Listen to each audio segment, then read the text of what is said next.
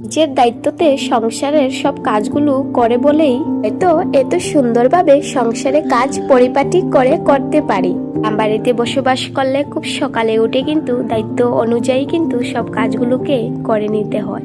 আর শহর বাড়ি আর গ্রাম বাড়ির মধ্যে পার্থক্য হলো সকাল সকাল উঠেই কিন্তু গ্রাম বাড়িতে সব কাজগুলো গুছিয়ে নিতে হয়। সবার বাড়িঘর কিন্তু খুব বেশি বড় বড় থাকে আর কাজগুলোও কিন্তু খুব বেশি থাকে, কিন্তু শহরের ঘর বাড়ি খুব ছোট ছোট থাকে আর কাজকর্মগুলো কিন্তু খুব কম থাকে। আর সব সিস্টেমই শহর বাড়িতে কিন্তু থাকে, কিন্তু গ্রাম বাড়িতে সব সিস্টেমটা থাকে না।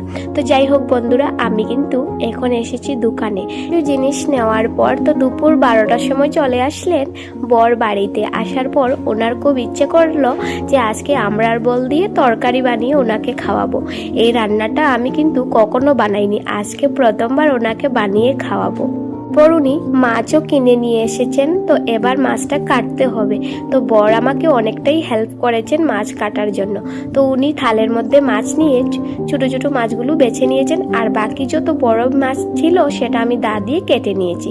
এবার পরিষ্কার করে মাছগুলো ধুয়ে নিয়েছি। এবার মাছের মধ্যে অল্পখানি নুন আর দিয়েছি হলুদের গুঁড়ো। তো এবার মাছটা ফ্রাই করে নেব। আর আমড়ার বোলগুলো কিন্তু ছোট ছোট করে কেটে নিয়েছি। তো মাছের মধ্যে আমার হলদি আর নুন লাগানো হয়ে গেছে। এবার মাছটাকে ভাজি ভাজি করে নিয়েছি। এবার কিছুটা শিম আর আলু কেটে নেব।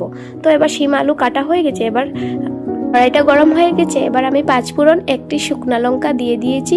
তারপর কিন্তু আলু আর শিমটা দিয়ে নুন দিয়ে এবার কিছুক্ষণ ফ্রাই করার পর মশলাটা দিয়ে দেব। আর এই রান্নাটা আমার বরের খুব প্রিয় একটি খাবার। আজকে বানাচ্ছি প্রথমবার, জানি না কেমন হবে, বানিয়ে ওনাকে খাওয়াবো আজকে। দেওয়ার পর কিন্তু লাস্টে আমড়ার বোলটা দিয়ে নামিয়ে নেব। তো আমার রান্নাটা হয়ে গেছে।